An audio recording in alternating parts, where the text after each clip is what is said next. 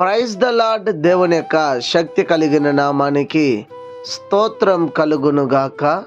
ఈరోజు దేవుని యొక్క వాగ్దానము సామెతల గ్రంథము 1వ అధ్యాయము 32వ వచనము. జ్ఞానము లేనివారు దేవుణ్ణి విసర్జించి నాశనమగుదురు, బుద్ధిహీనులు క్షేమము కలిగినదని మైమరచి నిర్మూలమగుదురు అని ఇక్కడ రాయబడి ఉంటున్నది. ఈ దినము దేవుని యొక్క వాగ్దానాన్ని వింటున్న వారులారా, ఒక్కసారి మీ అంతరాత్మని మీరు పరిశీలన చేసుకోండి. ఎందుకంటే దేవాతి దేవుడు ఈ దినము వాగ్దానము చేత ఈ ఉదయకాల సమయమందు మీతోనే దేవుడు మాట్లాడుతున్నాడు. గనుక ఇక్కడ అంటాడు, జ్ఞానం లేనివాడు దేవుడు లేదని నశించిపోతాడని, బుద్ధిహీనుడు క్షేమం కలిగినదని మైమరిచి నశించిపోవునని ఇక్కడ రాయబడి ఉంటున్నది.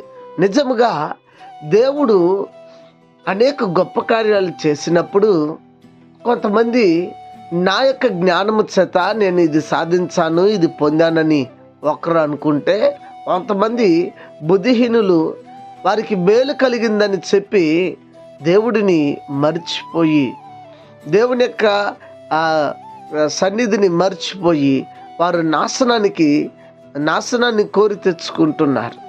అయితే ఈ దినము వాగ్దానాన్ని వింటున్న వారులారా, మీరు ఆలోచన చేయండి. మీరు జ్ఞానం కలిగిన వారైతే దేవుని యొక్క సన్నిధానాన్ని కానీ, సముఖాన్ని కానీ, దేవుని యొక్క కట్టడలను కానీ మానరు, మర్చిపోరు. దాన్ని హత్తుకొని జీవిస్తారు. బుద్ధిహీనులైతే వారికి మేలు జరిగింది ఈ రోజు అని చెప్పి చాలామంది ఏం చేస్తారంటే, దేవుడు అద్భుతం చేశాడు, చాలు ఇక మందిరానికి వెళ్ళాల్సిన అవసరం లేదని చెప్పి చాలామంది అనుకొని ఏం చేస్తారంటే తదుపరి పెను ప్రమాదాన్ని వారు చవి చూస్తారు. గమనించాలి. నువ్వు ఆ రకమైన ధోరణిలో ఉంటే దయచేసి నీ అభిప్రాయాన్ని, నీ ఆలోచనని మానుకో.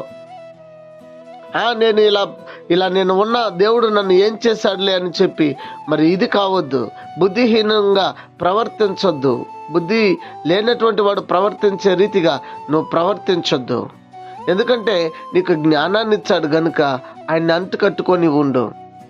బుద్ధి లేని వారుగా నువ్వు నడుచుకోవద్దు. వారు మేలు కలిగిందని చెప్పి మానేస్తారు, అలా నువ్వు ఉండొద్దు. ఎప్పుడైనా సరే యోబు వలె దేవుడిచ్చెను, ఏది నీ జీవితంలో జరిగినా దేవుడు తీసుకొని దేవుడు నమ్మనికి స్తోత్రం అన్నట్టు నువ్వు యోబు వలె ప్రతి విషయానికి కృతజ్ఞత అర్పించేవారుగా నువ్వు ఉండాలని దేవుడు ఈ ఉదయకాల సమయం మందు హెచ్చరిక చేస్తున్నాడు. కనుక వింటున్న నీవు గమనించి నీలో ఉండే లోపాలని సవరించుకొని దేవుని దగ్గర ప్రార్థన చేద్దామా? ప్రార్థన. పరిశుద్ధుడా, ఈ ఉదయకాల సమయం మందు మీరు మాతో మాట్లాడారు, నీకు స్తోత్రాలు.